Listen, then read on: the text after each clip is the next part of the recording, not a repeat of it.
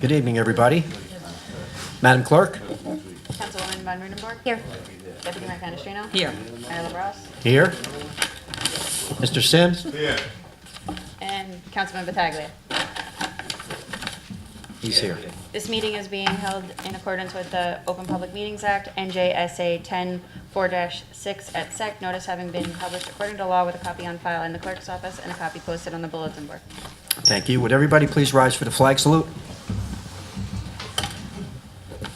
I pledge allegiance to the flag of the United States of America and to the republic for which it stands, one nation, under God, indivisible, with liberty and justice for all.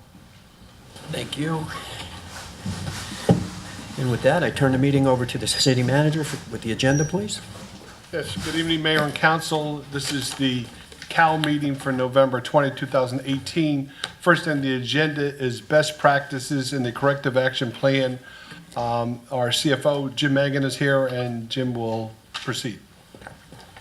If I could, I wanted to start with the 2017 audit and the corrective action plan, just because it's fairly simpler, okay? As you recall, every year, the city's finances are audited by a registered municipal accountant, and it's that audit that's generally used by the state to see if we're in compliance, but more than anything, it's used by investors for when we go out for bonds and notes. At the business portion of the meeting, there was a resolution on for the mayor and council to acknowledge that they've received the audit. The resolution doesn't say that you've gone cover to cover on it, but it does say that at the very least, you've reviewed the last section, which is the comments and recommendations. And it's the recommendations that have to do with the corrective action plan. In the 2017 audit, we had 5 recommendations. You recall last year we had 9 recommendations. And if you remember, when we did goal setting last year, we did say that one of the financial goals was to improve the city's creditworthiness in 2017.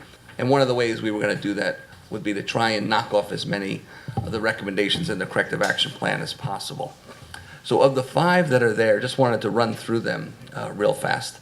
3 of them are repeats, which means they were in at least the 2016 audit, possibly the 2015 audit. So I want to start with those.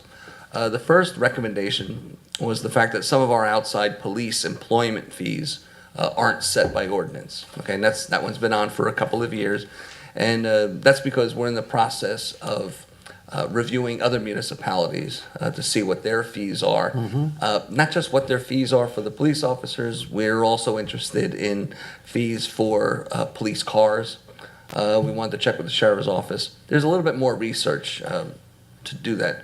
Now, that's one fee, and actually it would have been pretty simple to put that one fee into the ordinance.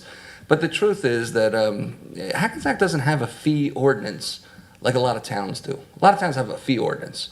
All the fees listed in one ordinance. What Hackensack's code is, it's broken up into each area has a separate fee. We may want to switch that to one central fee ordinance. It makes updating it much easier because in speaking to some of the department heads, I don't know when a lot of them have updated their fees. Some have. The health director and I went over her fees about 2 years ago, and I've spoken to the building department about a number of their fees. But to be honest, there's a lot of fees in the city code that I'm not even aware of because they're scattered. Right. So I wanted to leave this as an audit comment because in 2018, what I want to do is a whole review of all of our fees, okay? And included in that will be the police employment one. The second audit comment had to do with the rules regarding the electronic disbursement of our payroll. This one has been on for a couple of years. It doesn't really impact our day-to-day operations. Long story short, in 2009, there was an incident with a company called AmeriPay, and some municipalities really got burned. City of Clifton really got burned. One of the things that your payroll provider does is pays your federal income taxes for your employees. AmeriPay wasn't doing that. And when they went bankrupt, they hadn't paid federal income taxes. That fell to the municipality. Cost the city of Clifton about $1 million. Following that in 2009, the state put out a really extensive list of guidelines. Now in Hackensack, we contracted with our payroll provider in 2012. What you do is when you contract with payroll, you make sure that all those things are in there. Our payroll provider has assured me that they do all of the things that they're supposed to. They back up properly. They do remit to federal income taxes, because I can check that. That's definitely being done. But they're supposed to be doing other things about backups and documentation that all I can do is take them at their word. We could have fixed that two different ways. We could have modified the contract, but in reality, what I really want to do is go out for an RFP for a new payroll provider. And if they're the best ones out there, great. If somebody else is better, that's great too. But in 2012, they were awarded a 6-year contract, which you can't do. You can't do a contract more than 5 years. So rather than modify a contract, I'd rather go out for a new RFP in 2019. Okay. Okay. Third one had to do with old developer escrow balances that haven't been reviewed. This, to be honest, my office has been working on for 3 years. This is a huge project. We've got 434 separate developers escrow accounts that go back roughly, some go back prior to 2010, but the computer system only goes back to 2010, so I can't see anything beyond that. Each account has to be reviewed, it has to be audited, it has to be reconciled, and then it has to be disposed of. Like I said, we've been working on this for 3 years, and we've made a lot of progress in 2018, and I'm kind of hopeful that we may have that project wrapped up by the end of this year. If not, it will be shortly after January of 2019. But I want to emphasize it's a huge project. Biggest project I ever undertook. Roughly about $2.1 million. And like I said, 434 accounts. Now we know we don't have 434 projects. That's the whole thing. Trying to figure out what's active, what's dormant, what has to be returned, what has to be sent to the state. There's a lot to it. And Jim, if I may, people aren't clamoring for their money? Well, they do.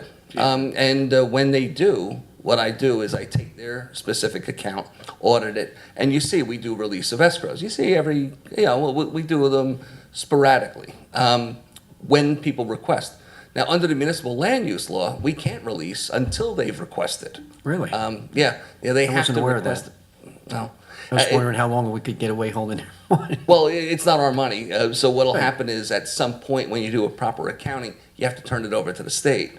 But what I want to do is I want to clean it up, and I want to send letters out saying to the people that we have available information. We have money, are you interested? And go from there.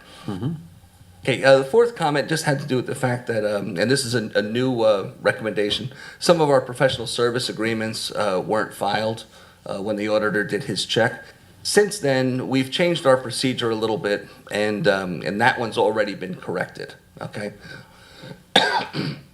When we did our professional service agreements this past summer, right now we're waiting on 2 more. No, I'm sorry, we're actually waiting on 1 more because I got 1 in the mail today. So that recommendation has already been cleared. Okay. And the final one needs a little bit of explanation because it appears a lot more onerous than it is. And that is the Special Improvement District levy hasn't been properly billed since the SID was implemented. I don't know when that was. What that means is that when we send out tax bills, we generally send 3rd quarter, 4th quarter, 1st quarter, 2nd quarter. That's how your tax bills go. August, November, February, May. The SID bills, when they went out, they always went out 1st quarter, 2nd quarter, 3rd quarter, 4th quarter. And it's been that way since the SID was implemented. The SID was implemented prior to the current tax collector, so we're not exactly sure when it was, but it was prior to her. Now, it's not that big of a deal because the quarters are always the same. Now, but if you recall, the SID budget changed this year. When the SID budget changed, that threw our billing off. So we had to correct it. So what we had to do is, and we have done this, we had to do a catch-up billing.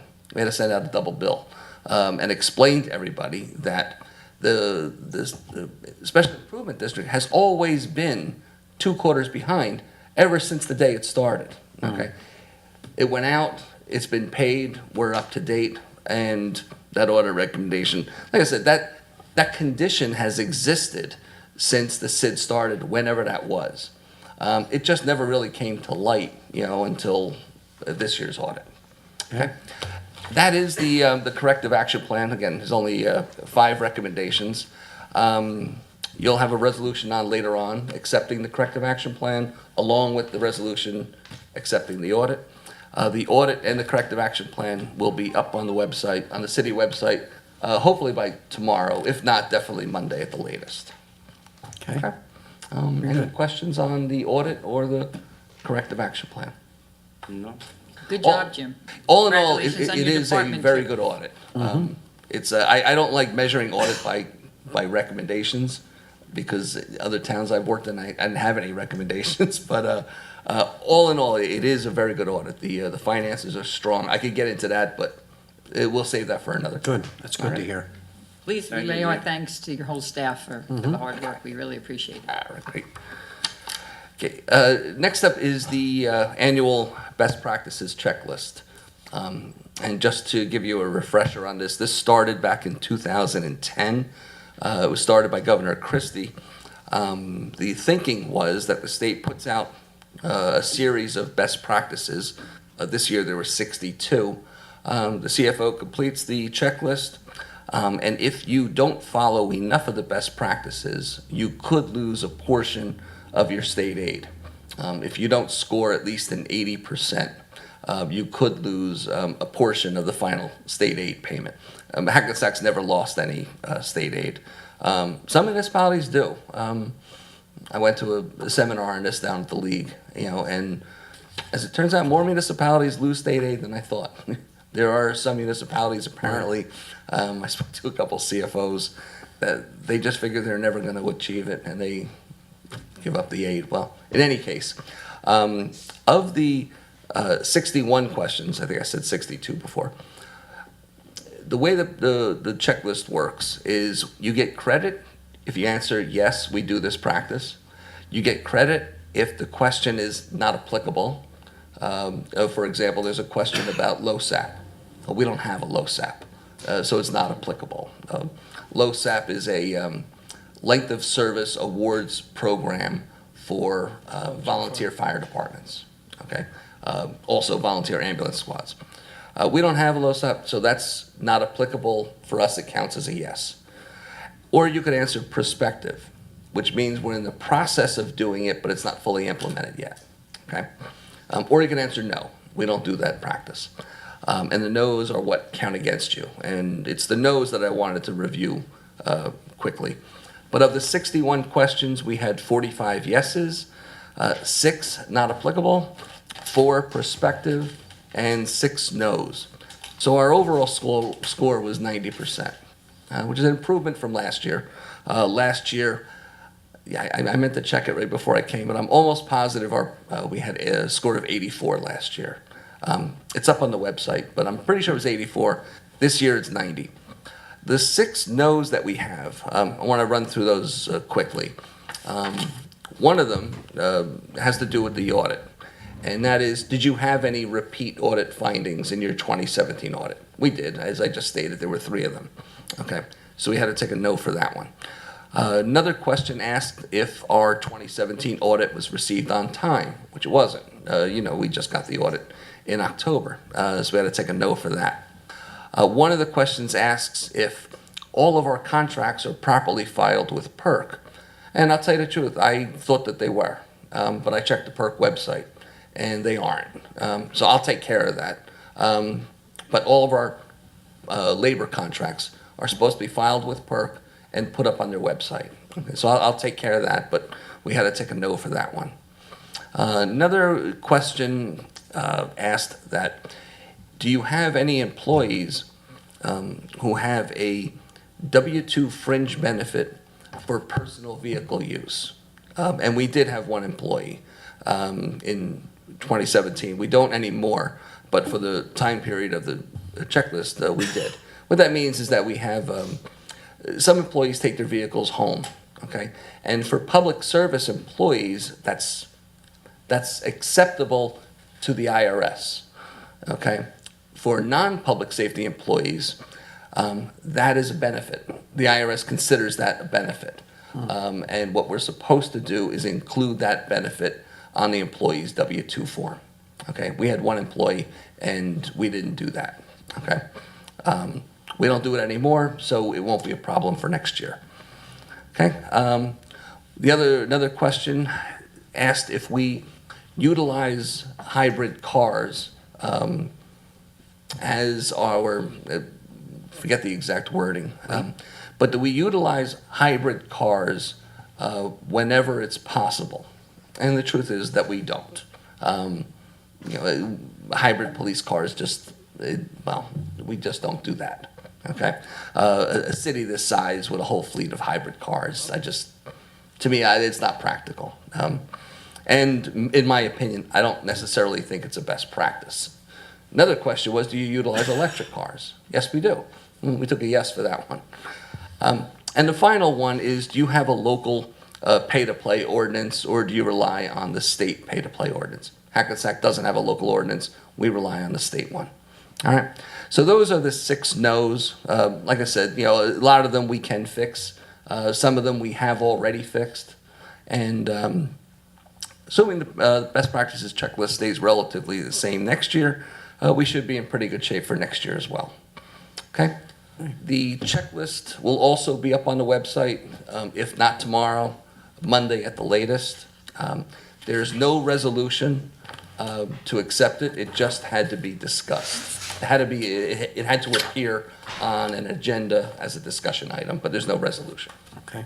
Okay, if anybody has any questions on any of them, some of the questions are a little tough to decipher, This year's checklist took a little bit longer than usual because a lot of us didn't understand some of the I questions. spoke briefly with you about the best practice for the hybrid cars, and yeah, in a perfect world, you're in that situation, yeah, it'd be nice to have all hybrid cars, but for a city that just is constantly upgrading their fleet and just bought new cars, to get rid of those just to get hybrids would not make any financial sense. Yeah.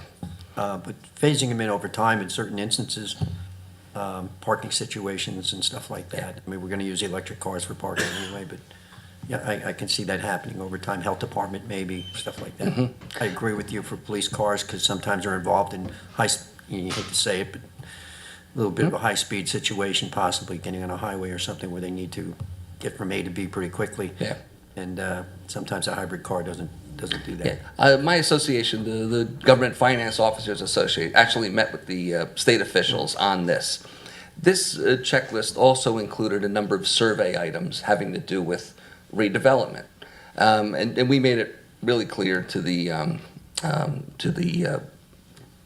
Commissioner of the Division of Local Government Services, this should have been a survey question and not a best practice. Yeah. I'd like to know what police departments across the state and the country be think really about interested. hybrid cars. Who's doing that? And actually, our police director's sitting here, I'd like his opinion on, are hybrid cars good for the police departments? Because I don't know that they are. I'm sure that question won't be back next year. Okay. I just want to say that in 2 years that I've been here, I see a progressive change and improvement in the finances, the bond rating, how we're progressing.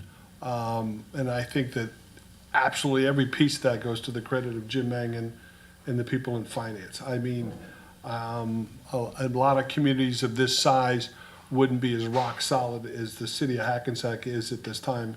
And I've been at this a few years.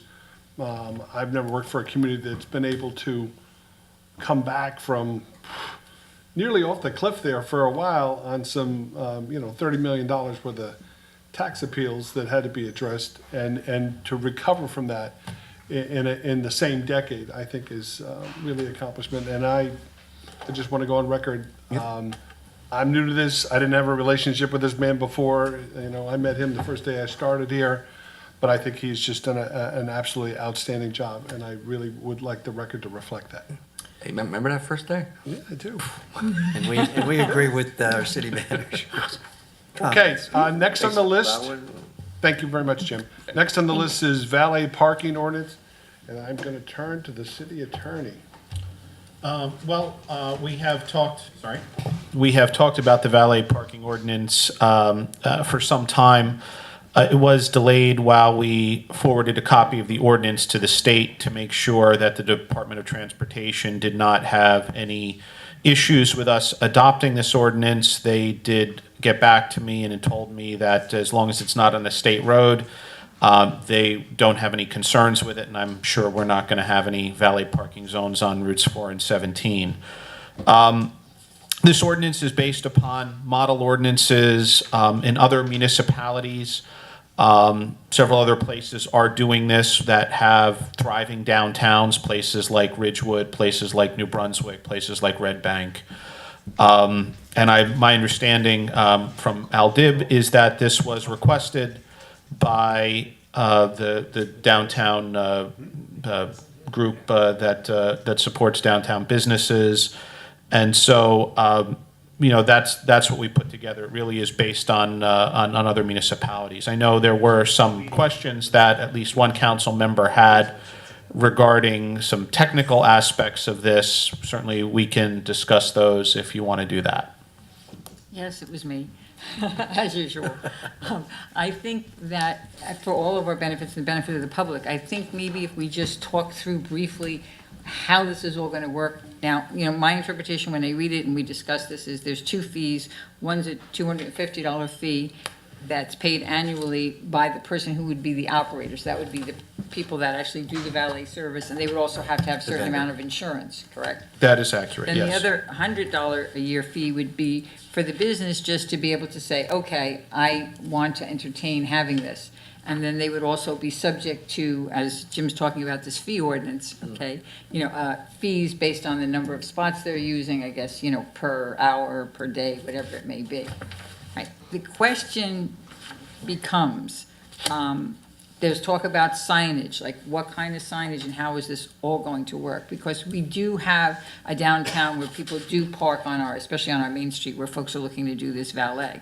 So, for example, if you're going to provide valet service, let's say from 6 p.m. to midnight, and someone comes there at 4 o'clock in the afternoon and parks their car and is going to have it there till 8 o'clock, when you go to start your valet service, what happens?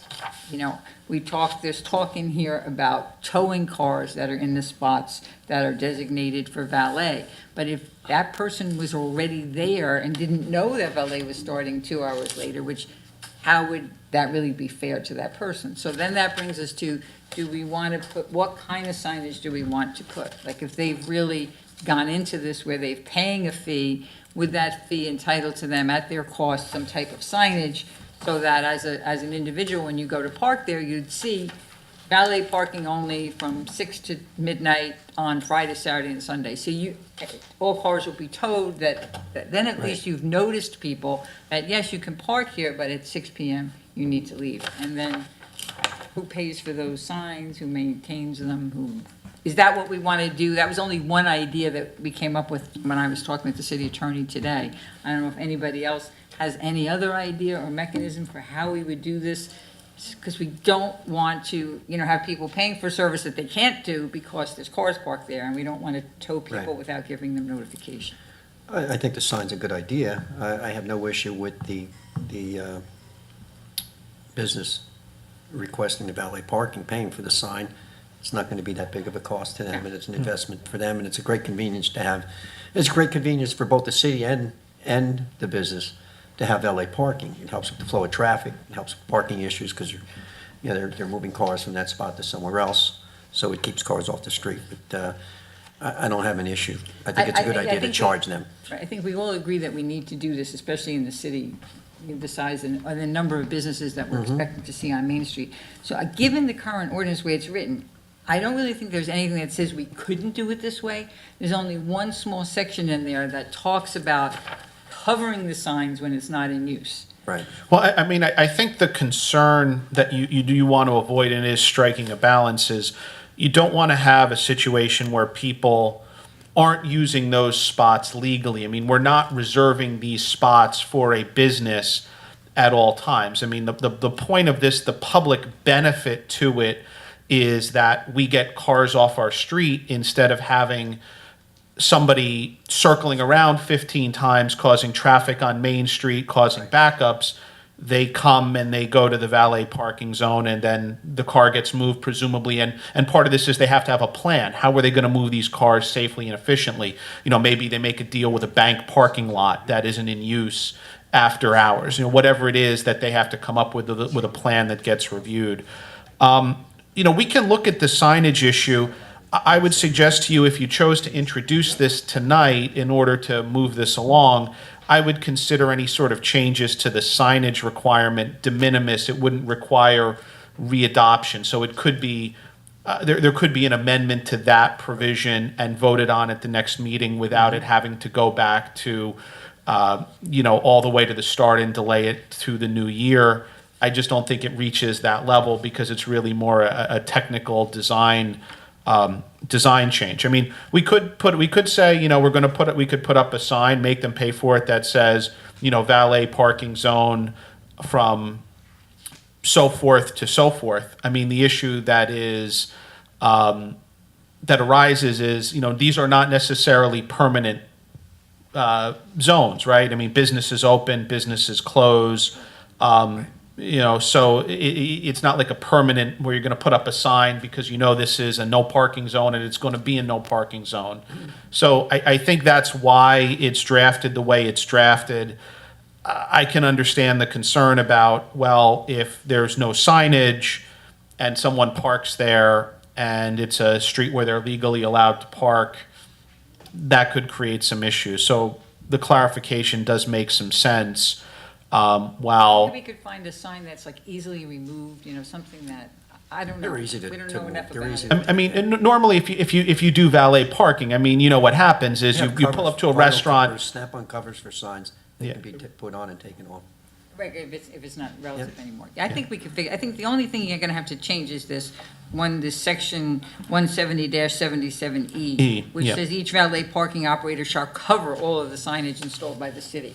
I wouldn't think we'd wanna be covering those signs when they're not used, because then how would people know not to park there? Like, I think it has to be there all the time. Yeah, so what we probably need to do is maybe, and then I'll talk to our people. I don't know if we have a sign shop here, whether we make our own signs, how much verbiage we can actually put on a sign, but maybe come up with a design standard for a sign that says, you know, something along the lines of, you know, valet parking zone, you know, Friday, Saturday, you know, 6 p.m. to midnight or whatever it is. I mean, we'll have to see how much leeway we have to put that sort of information onto a sign. You know, and again, we can always tweak this as. Also, look, I'm sure some other municipalities are doing that exact same thing. Maybe you can, you know, just piggyback off what somebody else is already doing. Yeah, and we can make. May not have as much on-street parking, like we had talked about some other folks like use a loading zone area for it. Like, we're not gonna have that many loading zone Right. areas. So we are a little unique. I think it's just being able to think about all the Well, in the case scenarios of- so we protect In everybody. case of certain restaurants, they have a back parking lot. I would question why you would want to do it in the front of the building when you have a back parking lot and not do it in the back and let the people use the rear entrance. Well, I mean, and that's part of the approval process, right? So, Discretion. you know, we have a review of this, and it would have to be, you know, determined. And again, the city manager has pretty broad authority under this. It would have to be determined, is there a need for it, right? Because we are not in the business of providing parking benefits to businesses where there's ample parking. Again, we have to have a public purpose in this, and it is that this will actually alleviate traffic problems in the neighborhood of a particularly busy restaurant where, you know, tons of cars are coming in and driving around and trying to find parking, that it eases traffic conditions. So any review and approval of this you would have to show that purpose. I mean, if you've got a giant parking lot and they just want to have valet parking because it's a nice luxury thing to do when they have, a giant parking lot that they can pull in and run the valet service out of the parking lot, I would suggest to you wouldn't be appropriate to approve it. It would have to be a restaurant that really has limited on-street parking that needs to find an alternate solution where they need to park their cars, a couple hundred yards away. And so, they find a lot that's appropriate to do that. So I think there's enough discretion in here that would allow us to approve or deny it based upon the adequacy of existing parking and the public need and the public benefit that we receive. Steve, I have a quick question. Hoping that the downtown, we bring in more restaurants. What if there's a scenario where there's two restaurants right next to each other, close by, that both want valet? Is there a way for them in the ordinance for us to move those spots or allow the two restaurants to come together and use one valet service? Or is that something down the pike that, Have to be Geographically, individual. it'd be hard to do. right, Individual. individual? Yeah, they're gonna have their own. Yeah, they gotta get their own people, their own company, whatever. Originally, we talked that they could only use their own store frontage. So in other words, your valet part could only be, whatever frontage, say it's on Main Street, whatever frontage your restaurant has on Main Street, you couldn't extend that to someone else's property, even if the next door property was a library. Right. You couldn't do it. Okay. You had to do your drop-off and pickup within, The lineage. Okay. And I think that's still, like you say, that's the discretion, again, of the city manager, or whoever makes these decisions. Would it be a case-by-case basis? Yeah. Yeah, I mean, you're gonna have to exercise some discretion reasonably, like anything else. And, if there are multiple, valet parking spots, and we talk about this with handicap parking, right? I mean, we approve handicap parking, and then if there's a bunch of handicap parking spots on a block, you may say to yourself, we can't accommodate, you're gonna have to wait until a spot opens up. I think that's within our discretion as well. Right. Okay, next. Thank you. Everybody else okay? with Good? Yeah, okay. Yeah, and I said, I'll put together some language over the next couple of weeks, and we'll have, a small amendment. We'll have an amended version to just deal with this 17077E regarding the signage issue. And again, I don't think there's any issue with doing it via an amendment if you want to proceed forward to get this done. Otherwise, we can pull it and I can redraft it. But again, if you want to move on this, I don't think it's necessary. Okay, number 3 is the marijuana ordinance. Why did you say it in that way? The council requested that we look to adopt an ordinance prohibiting marijuana sales of marijuana businesses within the city. I think everybody is aware that it is one of the priorities of the current Murphy administration to legalize the use of recreational marijuana. Medical marijuana has been legalized in New Jersey for some time, though really only in recent months are these medical dispensaries opening. This ordinance we drafted based upon an ordinance that another attorney at our firm drafted, where we are town attorneys. And really the way that people are regulating this is via zoning, making it a prohibited use in all zoning districts, which means technically someone could come and request a variance for the business, but again, highly unlikely that the community would grant a variance for something like that, because you would have to prove, again, the positive benefits of the business and the lack of a negative detriment to the community because of that. Very, very difficult thing to do if you went to a zoning board seeking to open up one of these businesses. Now, I know one of the issues that was raised is the way this ordinance currently reads, it exempts dispensaries that are established pursuant to the existing New Jersey Compassionate Use Medical Marijuana Act.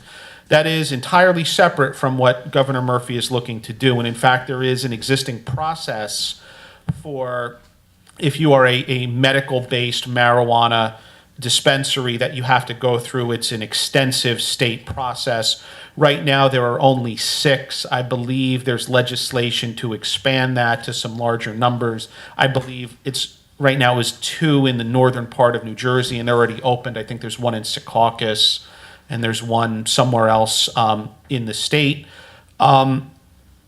Most of the ordinances that I have seen in researching this do exempt medical marijuana, but some do not.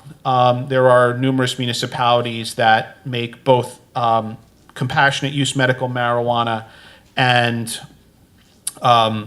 recreational use marijuana as prohibited in all zoning districts. It might be easier to get a variance if you're a medical marijuana dispensary, but again, still would be extremely challenging. The other thing that we also need to be aware of is there's legislation in the state regarding this, keeping in mind that as of right now, recreational use of marijuana is not legal. There's a bill that I believe may even be discussed as soon as Monday to do so, and that bill contains some language indicating that within 180 days after passage of the legislation and its effective date, you have to affirmatively prohibit recreational marijuana, or you will have to allow it for a 5-year period. Now, whether this ordinance may need to change, whether we may need to adopt another ordinance on this, we'd have to see the final version of the legislation, but we might have to come back and adopt a second ordinance potentially as a result of this. So, but this is what we can do for now. We can certainly wait and see what happens with the state legislation. And the other issue that was raised, which is again a philosophy matter, a governmental matter, is whether to exempt from this provision the medical marijuana dispensaries, understanding that if you do that, there's still an elaborate process where there would be community involvement. I mean, if we don't do this, it's not like a medical marijuana dispensary can just, come to Hackensack and open up. I mean, the process is a very, very substantial process to open up one of these businesses. I mean, the state, really puts you through the ringer to make sure that, you're operating it properly, that you're handling the marijuana properly, and that, people who are purchasing it are properly authorized to do so because they have a qualifying medical condition. I mean, it is an elaborate process, but that is a council decision. If you wish to just say no marijuana, even if it's for medical use, we can change the ordinance and we can do that, or we can go forward as is, or we can wait and see what happens with the state over the next few weeks. The township or municipality that this went through, did it go through already? Was it been adopted? Yes, this has been adopted, and ordinances like this are adopted. Challenged in any way, shape, or form? No, because we always have the right to declare something a prohibited use. I mean, understand, this really isn't a ban. It's simply saying it's a prohibited use. That's not a ban because you can always go to the zoning board and theoretically obtain some relief. I'm just saying it wouldn't be likely. So this, as far as I'm concerned, I don't believe there's any legal question that we have the right to adopt this ordinance as is. The second ordinance I referenced would be more of a fail-safe because I've never seen a provision like in this new legislation where it says you have to adopt a specific ordinance, and I would probably want to reference in that ordinance the legislation so there would be no question that we are acting in accordance with this, and someone doesn't say, well, you adopted this old ordinance, but it doesn't apply. So if this passes in the manner in which it does, I would recommend doing the second ordinance. But that doesn't mean I wouldn't recommend also making it a prohibited use within all zones in the city of Hackensack if that is how the council feels about recreational marijuana.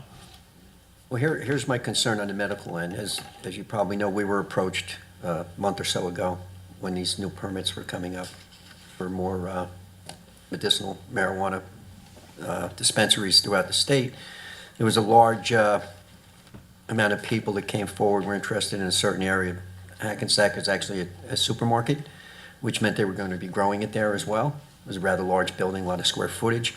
And my concern with that was, and I'm not against medical marijuana, I think if it helps people, that's a great thing, is with the oncoming recreational use of marijuana coming, does that dispensary get first shot at becoming recreational as well? All right? Because it made perfect sense. Why open another one? We already have a perfectly good one right there.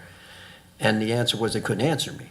So this past week at the league, I brought it up to a union person who will be representing the dispensaries, there'll be union workers working in there.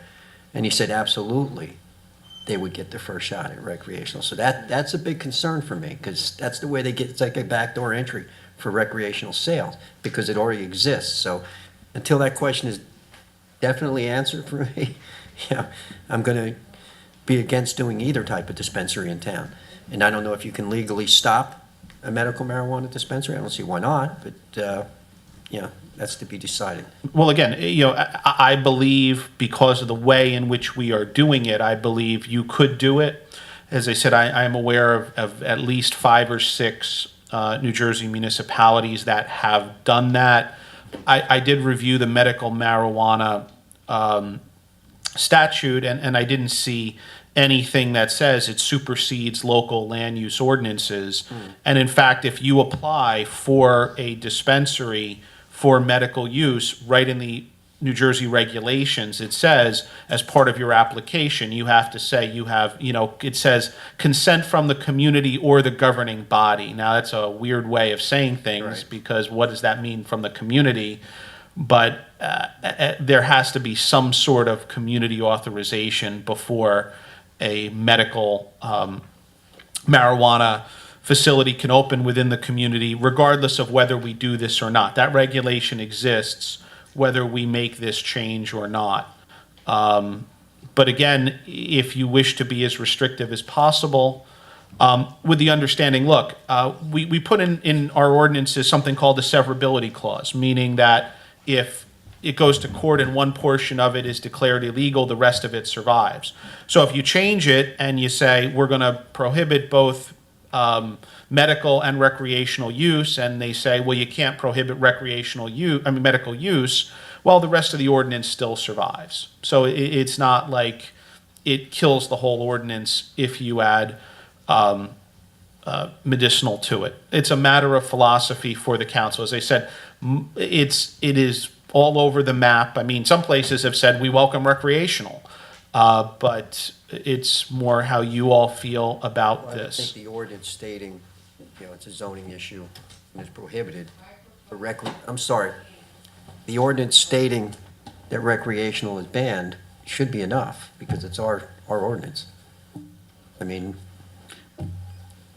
But let's be real clear with what you're saying. All we're talking about, we're not talking about saying that we're against the medical use of marijuana. We're just saying that as a city, we are not going to support new dispensaries that sell, grow, transport, et cetera, of those in our city.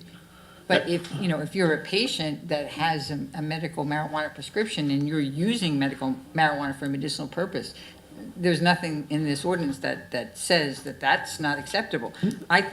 I agree with the mayor that I would like this to say that we are not, at this point in time, we are not in support of an establishment for either recreational use or medical use in the city of Hackensack. Then I would suggest, and we can always If do that's some, legal. and we can do some, if we're going to pull that, and that's what the council's will. And again, that's why we do these discussions in the COW meetings, is so we can have consensus from the body and make changes if the council believes that's necessary. The recommendation I would have would be, we can push this back for 2 weeks. We can just confirm that there's nothing out there that would suggest adding medical marijuana to as a prohibited use would be illegal. If it is, we'll let you know that, and otherwise we'll just come back and it'll change essentially. Table 1, use is specifically prohibited. Marijuana establishments, whether for recreational or medicinal use, and words to that effect, and then again we would adopt it. And at that point, as I said, you'd have to go to the zoning board and try your luck. Leo, you were saying something before. Are you in agreement with that? Dave,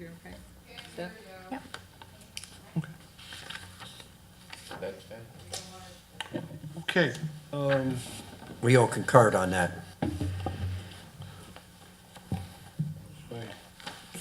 So we're going to pull that off the agenda tonight, all right? and this,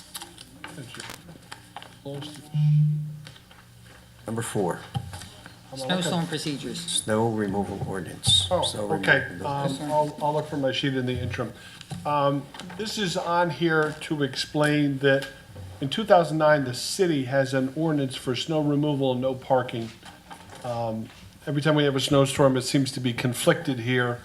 And I think that my assessment of it, and we've spent the last 2 seasons trying to figure this out, I think we're finally there, is that there was not a consistent response from the city versus police department enforcement, towing, DPW response. So we are not changing the ordinance where we completely sat down with all of the selected groups and rewrote our response policy, which provides, when we updated the record policy for towing. We didn't have enough towing in place. The fee schedules wasn't scheduled. I worked with the director from the police department to come to consensus of what is applicable and what should be enforced. The city, if people don't know, has made a shared services agreement with the county of Bergen. On Kansas, we've erected a concrete barrier. The cover for it will be delivered on 11/21 and will be installed on 11/27 through the efforts of Joe Baglima. At the last storm we had, we were supported with salt from the county. We've ordered new trucks. We rewrote the towing policy. We have an effective police response for our snow removal. And I'll just say officially that this most recent storm, the weather report was wrong. They projected 2 inches of snow and then changed the rain. It didn't. The state apparently was ill-prepared.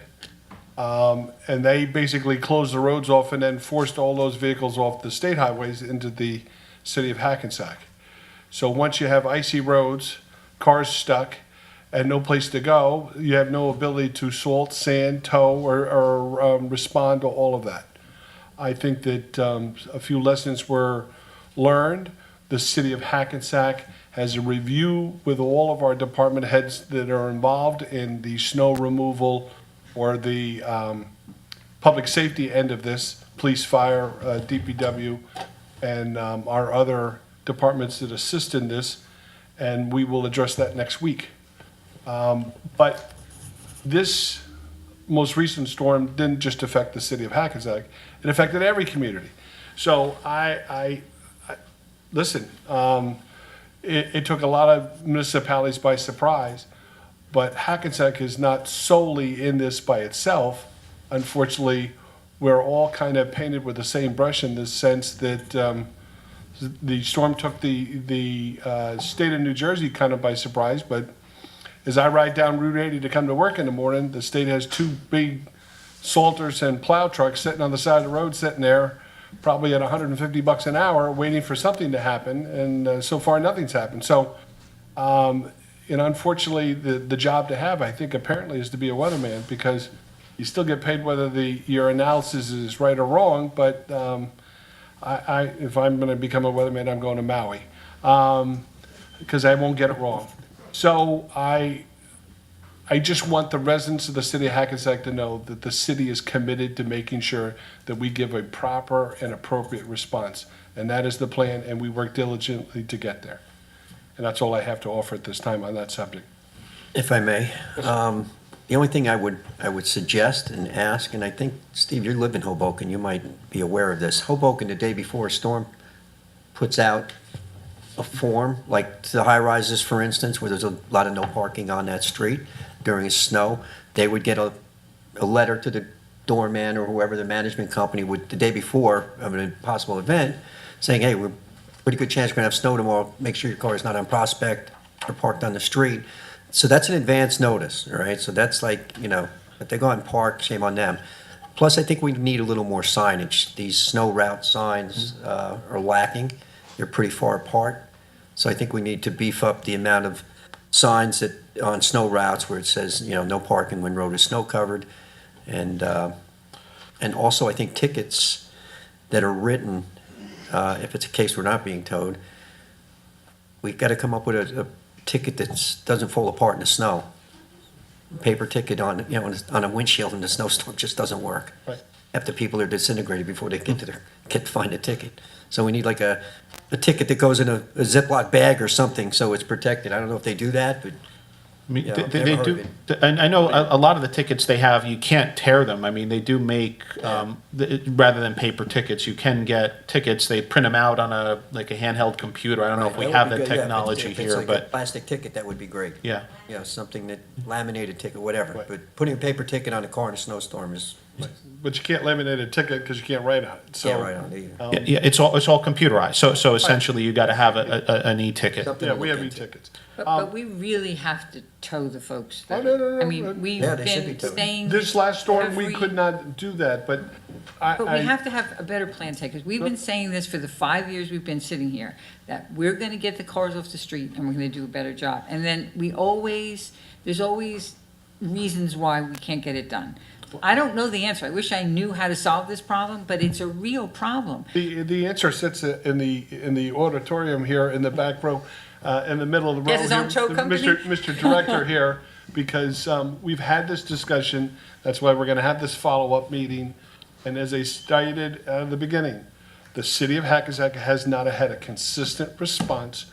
If you enforce this and you ticket and tow somebody's vehicle, it's pretty likely they're not gonna park there again, because that would be an expensive lesson. Right. So unfortunately, when we have this inconsistent response, this is why we get this feedback, because the problem never seems to go away. We need to make this better and stick to our guns, so to speak, no pun intended, and make that work. Just for the record, every street that's on the snow streets that are prohibited is on our website.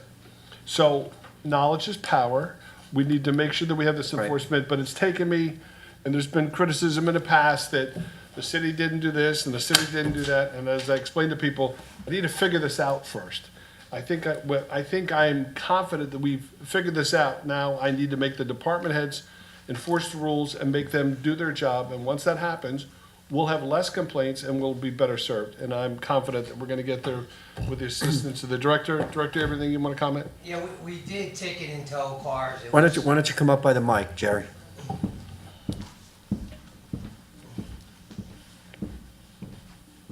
Thank you. You're welcome.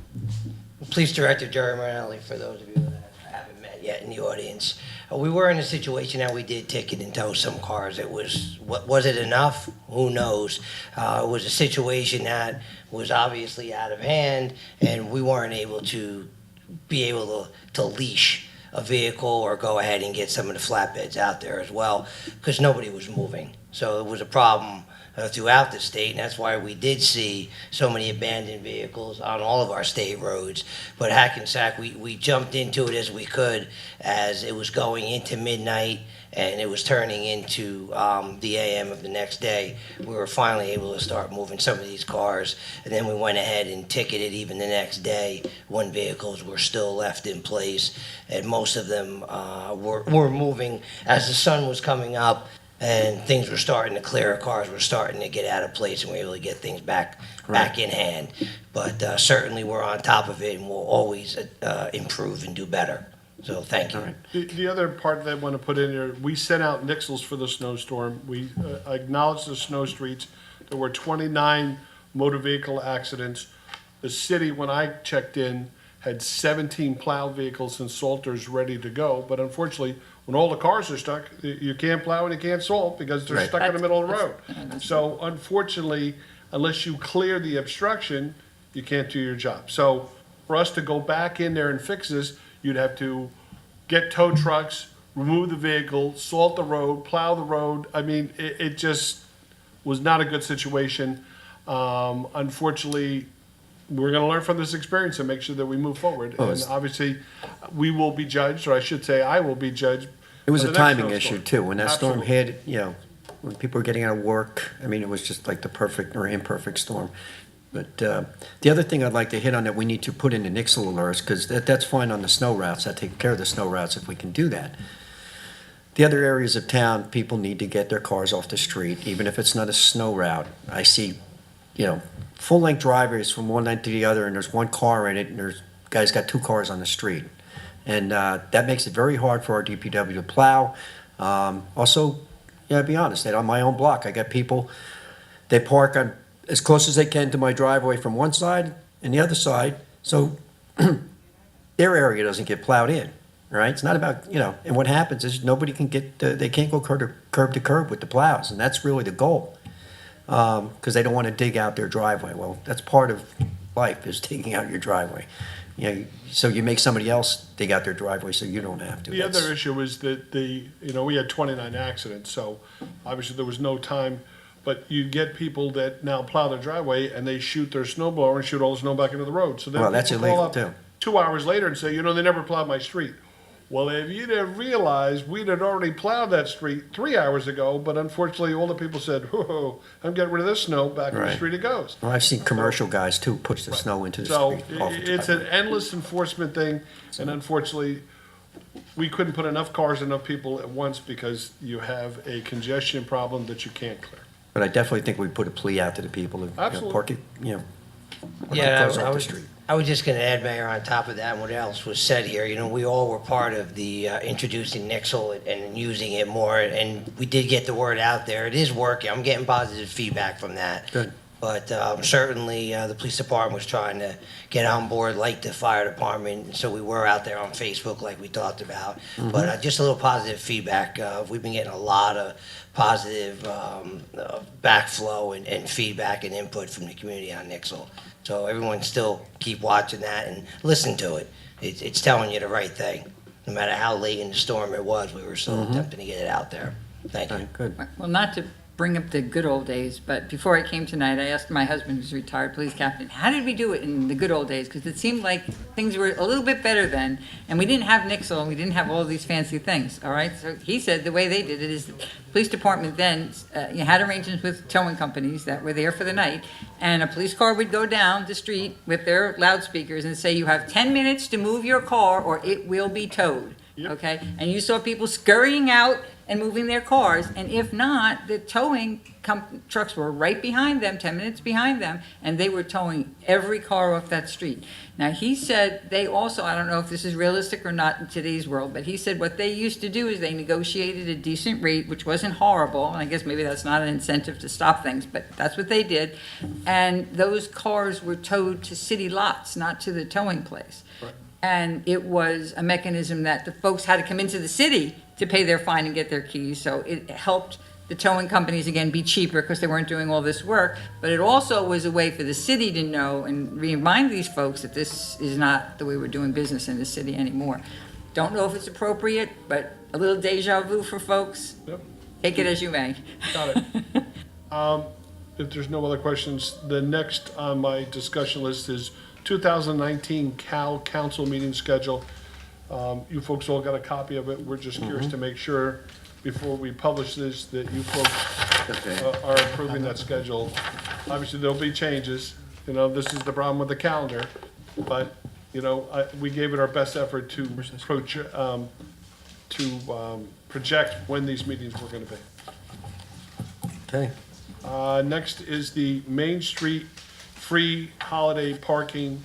The meters have been hooded, and from December 10th through 12/25, there'll be no charge for parking on Main Street. Any questions? I know there's been, there was a question about doing it earlier. My biggest concern it's a pretty good expense to the city, It number is. one.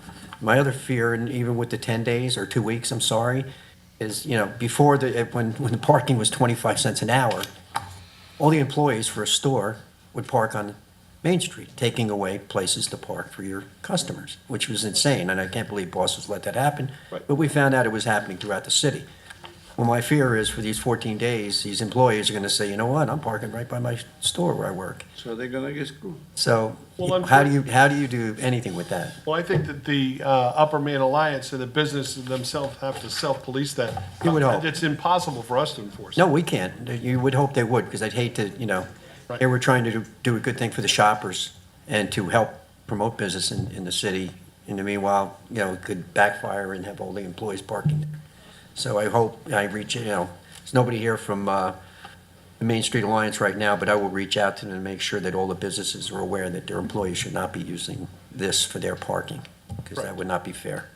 Thanks for doing this, Ted. I think Yep. it's a nice incentive for the businesses and for the residents in town, too, to shop locally and not have to worry about beating the meter for those 2 weeks. So thank you for doing so. So from December 10th December 10th through December 25th. through Christmas Day, there'll be no charge for parking on Main Street. The meters will be covered. There's no questions. Number 7 is a CDBG grant resolution. Neglia is our traffic engineer that assisted us in identifying road repaving. And we could have asked for more, but we also know that this grant has other submittals from other communities. And we've normally stayed right around the $400,000. So there's no point in putting in some astronomical number that you're never going to get, and we didn't want to look selfish. So through the efforts of Pete Blanos, we decided on the $500,000 figure for submittal and hope and pray that we are successful again this year. And just so the public knows, these are matching grants, Yes. correct? So we apply for 500, if they give us $500,000 worth of grants, we would do $1 million worth of paving in the city, paying half of it, so. Right. And this year, we got 400 and something, right? Right, A we little got, over I think it 400. was 440. We do pretty well on We this. do well. Yeah, we, Yeah. I'm thankful for that. I have 2 additional things that we put on a little late, is a landscaping ordinance that basically deals with safety, and maybe Steve, you want to make a few comments? Yeah, I just wanted to speak with you briefly about this, assuming the council has no concern about this, we would put on an ordinance on the meeting, which on December, regarding landscaping responsibility. We have had some issues that have been raised to us by members of the community regarding landscapers, especially those operating in residential areas.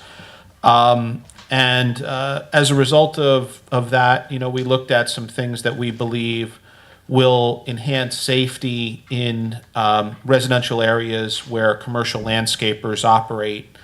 What we're talking about doing is number one, saying that during the school year, we've had some complaints about operation of these facilities while kids are going to school, especially in the morning. So it would require landscapers during that period of time to not start before 8:30 in the morning, which is when kids will be in school.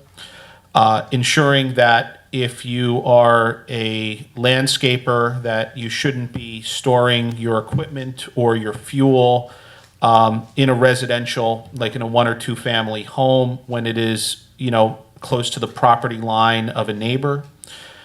Also, that if you are a landscaper, you should not be, fueling your commercial landscaping equipment at a residential property, or cleaning it or maintaining it in a residential area, unless you can obviously put fuel in if you're fueling it up to use that property, but you shouldn't be doing maintenance on a piece of landscaping equipment on a driveway, in a residential home where kids are running around, where fuel can spill, where cleaning can create an issue. So we have this. We are going to move forward with it, assuming the council wishes to do so. I know there was some interest in that, but it hasn't been discussed with the whole council to this point.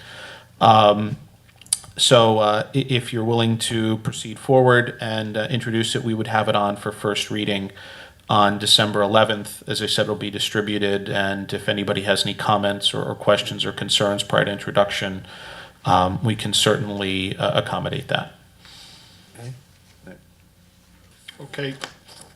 Last is the discussion of a Christmas street viewing.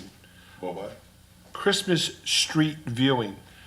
As we have the Halloween over on that one street, I can't think of the name of the address, Clinton Place. in Clinton, the notion of having a Christmas street in the city of Hackensack for all the neighbors to decorate their house and kind of move Halloween to Christmas, so to speak, is being considered. And the plan was to address who would be hosting the Williams family, addressing the host of 855 Summit Avenue.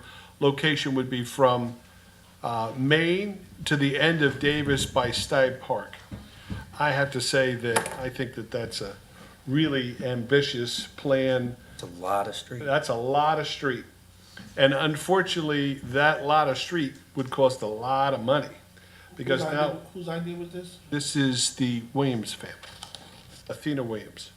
So I think that that's a really good concept, but there's a couple of things that I personally have thought of that I need a few questions answered for me to kind of pursue this, is that how many residents really want to do this?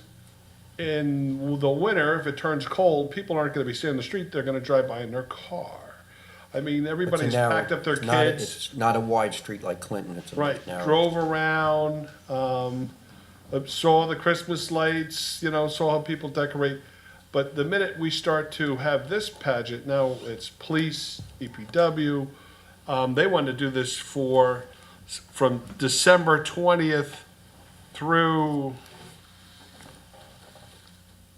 it was almost 10 days. I said, you have no idea the cost, resources, commitment, planning, Any way to find out how many residents are So interested?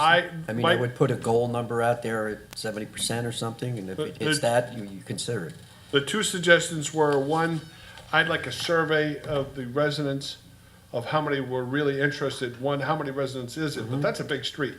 So we're either gonna shrink this parcel of exposure, and my suggestion is, because this has never been done for, we'll do it for one day.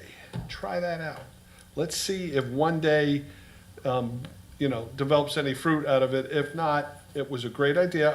I'm not anti, good family programs and certainly community involvement, but I think that there's a lot of expense there, and none of this is identified in the budget. So, at this late date, when you get into November, my good friend Mr. Magan would say, we need to garner the resources we have, finish moving money around, because November is when we can transfer for other departments that come up a little short, and to embark on a whole new program and expense and debt at this point.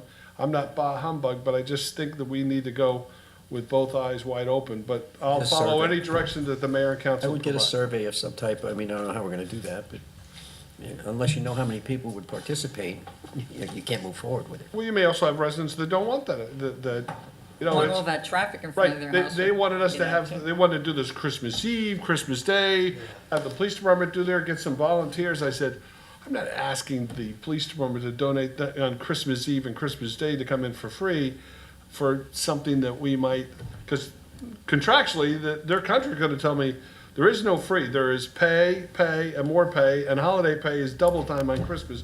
So that would be no, I don't think so. Oh, that's. The hours of operation speak for themselves as well, because it's nighttime, all the way through to sunrise. So what were the hours of this operation? What was the level of participation? And we're still guessing the traffic flow and, It would extend from pedestrians, December but 20th to the it's 26th, fast. from sundown till 9 PM. Mm-hmm. I'm like, And how do you prevent people from driving there other times? Right I after mean, that, right. What if we've never done, like some of the other towns, they give an award for like the best decorated.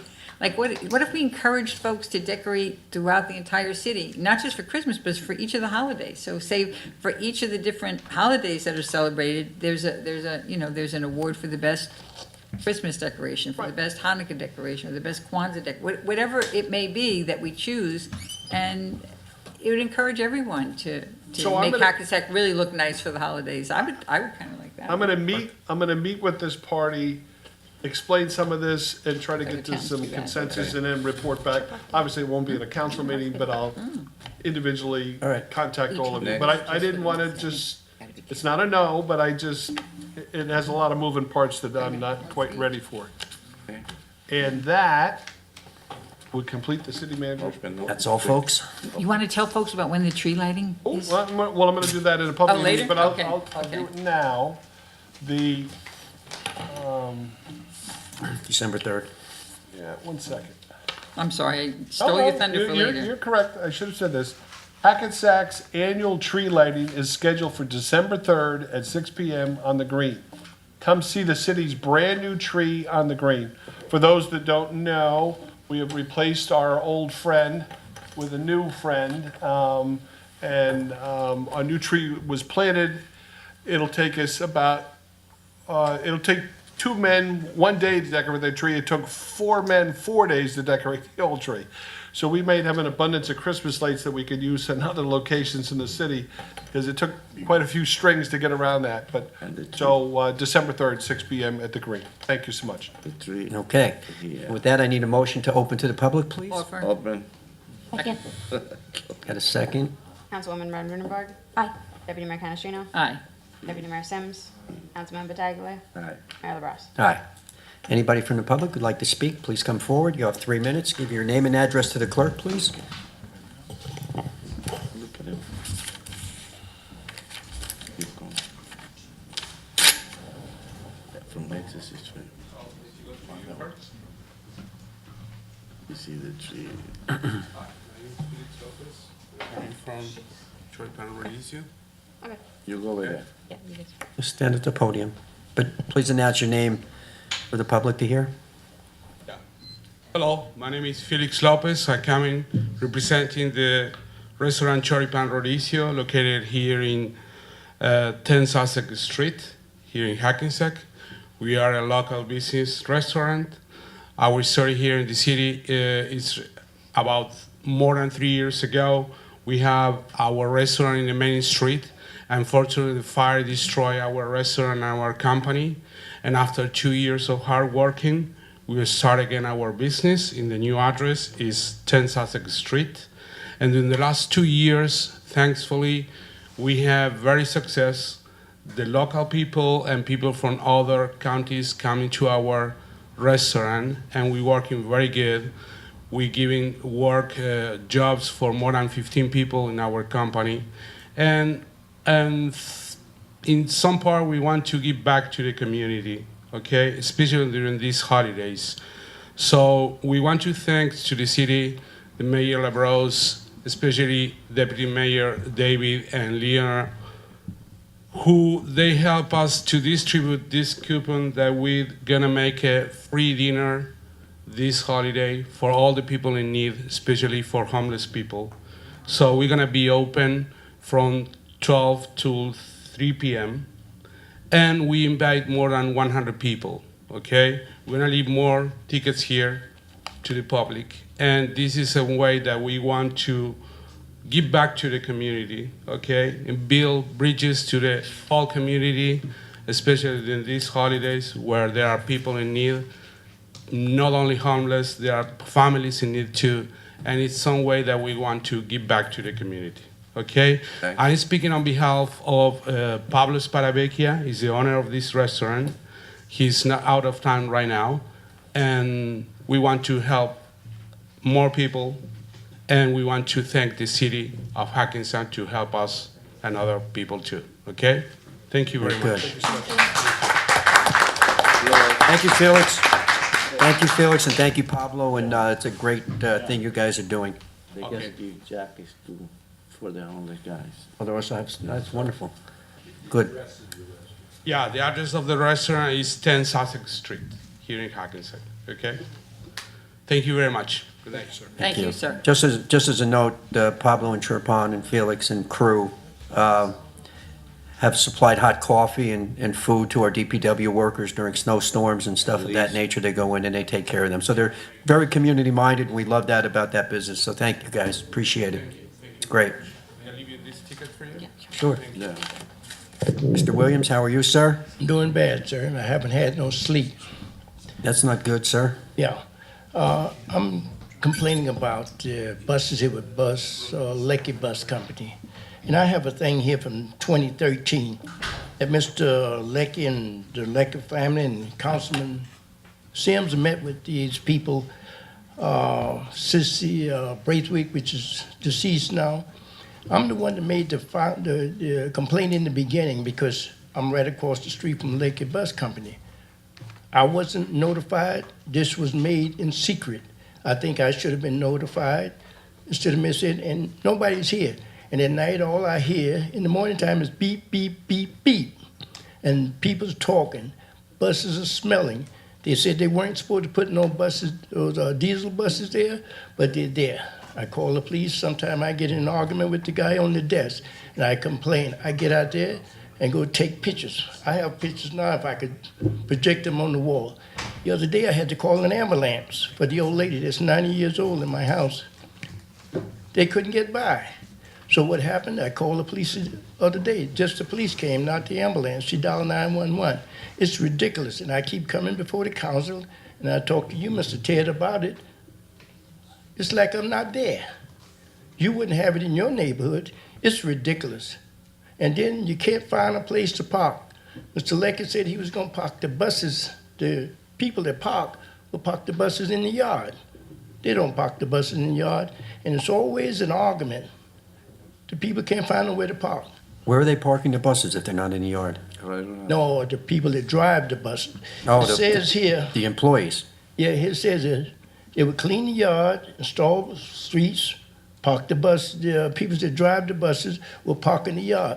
But whenever you talk to somebody about finding a parking space, they say we pay taxes. It's always an argument. It gets pretty hectic. The other day I went out there. And I don't know how you do it, Mr. Sims, but I'm the one that you should have notified. You shouldn't have had a meeting in secret, but evidently you were looking for votes.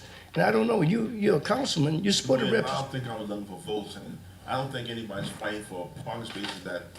You don't think because you're not there, Mr. At Sims. 6 o'clock in the morning. Oh, please, no Mr. one's Sims, you're fighting asleep for somewhere parking else. spaces. You're not there, Mr. Sims. I hear that Through from the you chair, all the time. Mr. Williams, please go Yes, through sir. the chair. Go through the chair, all right? Which is me. Oh, I'm sorry, sir. Thank you. I- I'm going to ask Mr. Ted here, our city manager, to, make sure the police, when Mr. Williams calls and he has a legitimate request, to make sure they respond. Mr. Marinelli's still here. I'm on it. I know there's been issues with this place for years and years and years, so it was quiet for a while and everything was okay, but it looks like it's It's kicking never up been again, quiet. so. The diesel buses there, the big, large buses there, what they do is they take the small bus, put the diesel bus over in the corner, they take two small buses and block the diesel bus. Now, if you Right. want to see them, I have here.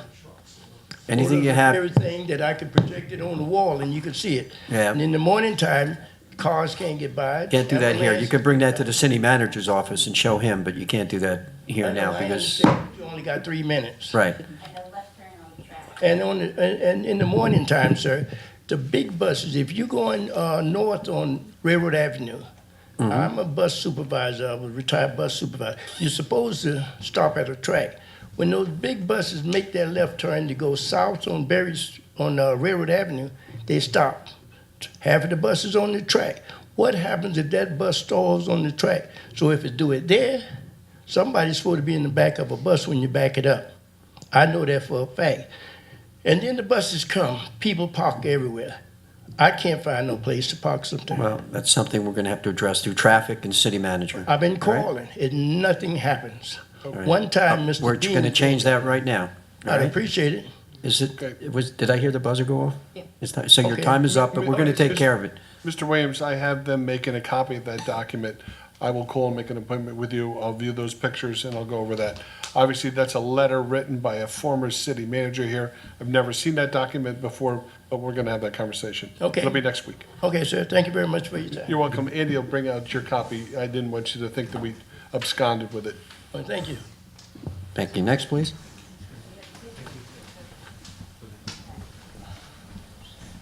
Good evening, Kathleen Salvo, 47 Lodi Street. Happy Thanksgiving to everybody. Same to you. Very productive meeting, and a lot of things that were said today made me happy. Number one, the salt shed, we're going to get out the champagne. Finally, we got our salt shed after 100 years. Somebody bet me I couldn't get that done. I'm trying to Thank you. But you know what? We made it happen. Thank you. Okay, thank you for a little push, but that was good. Glad our police director is here because poor Mr. Williams was coming here so many times. We even submitted the document.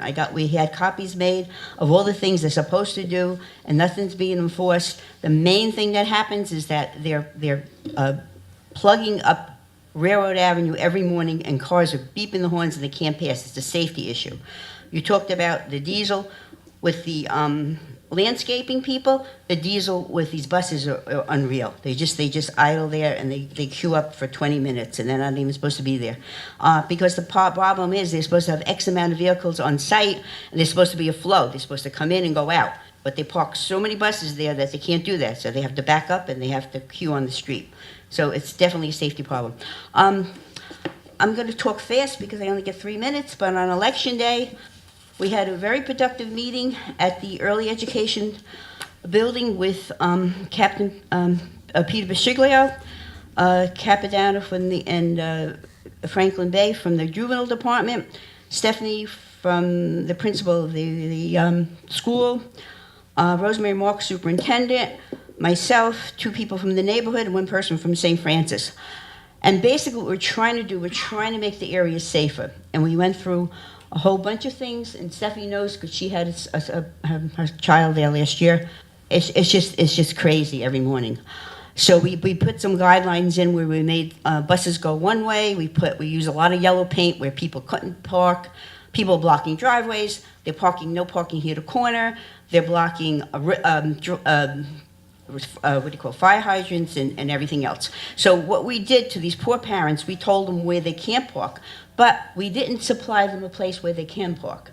So we scratched our heads and we said, where can we give them like another 10 cars from the teachers to get them off the street to open the parking spaces for the parents? Because if you don't know, you have to park the car, bring the child in, park the car to go get the child. You know, it's not just a drop-off. These are little kids.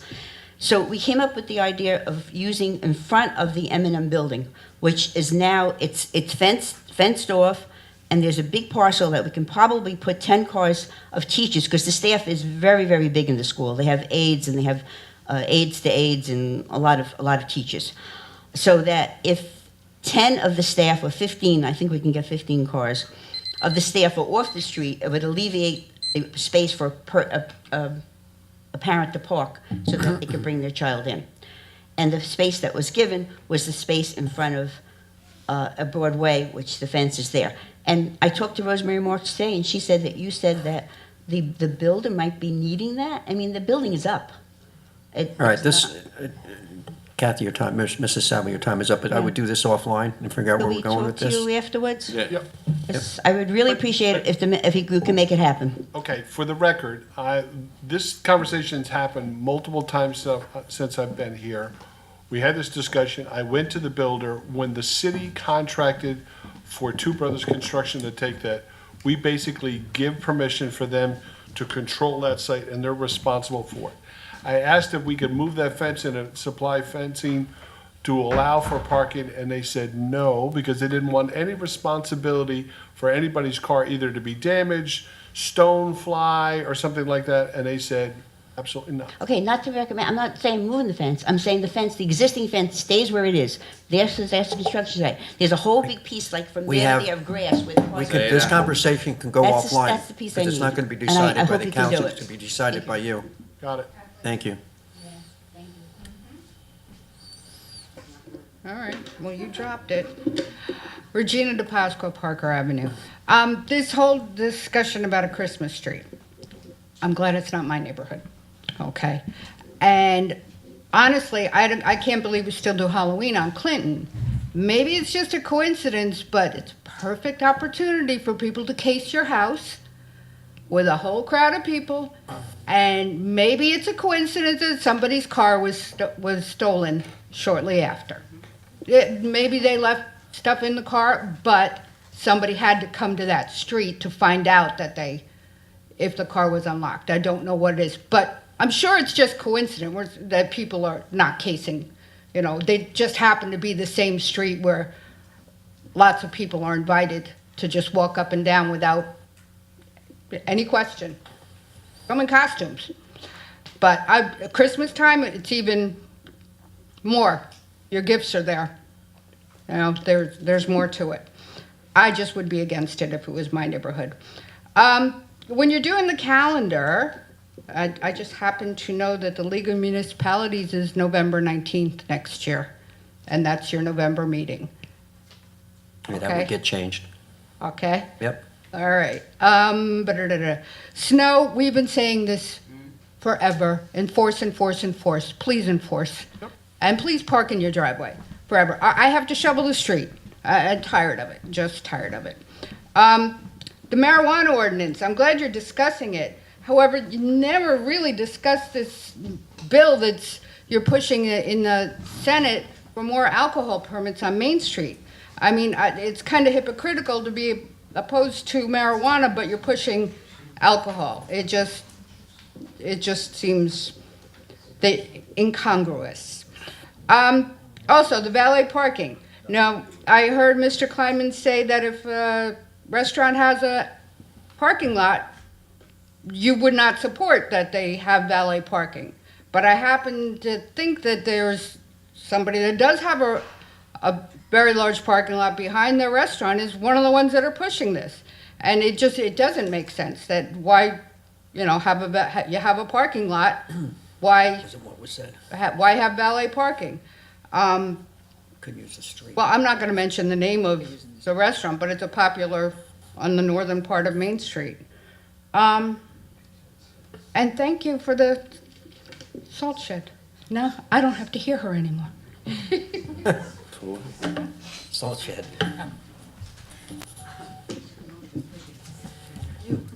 Good evening, sir. Name and address, please. Mayor and Council, my name is Martin Kramer, 160 Overlook Avenue in Hackensack. I'm a recent refugee from Teaneck, where I was on the planning board of the council and for many years was the township attorney. So when I talk about the upcoming school bond referendum, I've got a little background about the subject. I sent a letter to the Board of Education, copies to the mayor and council, on November 14th about this subject, detailed objections to the erection of the proposed new school at the high school. Have no answer yet. So having none from the Board of Ed, I thought maybe I'd come here and find some ears that would listen to me. This is a proposal for a $165 million bond issue. If you consider in comparison, the entire budget for the Board of Ed for this year is $117 million. And the $165 million budget, if you project it over a 20-year period for a bond at a rate of interest of probably 3.25%, it comes to over $300 million. That's a lot of money. And we're all going to see it in raising of our taxes and lowering of our property values. But the ordinance itself, to me, seems very ill-advised and probably politically suicidal. It gives the voter no choice.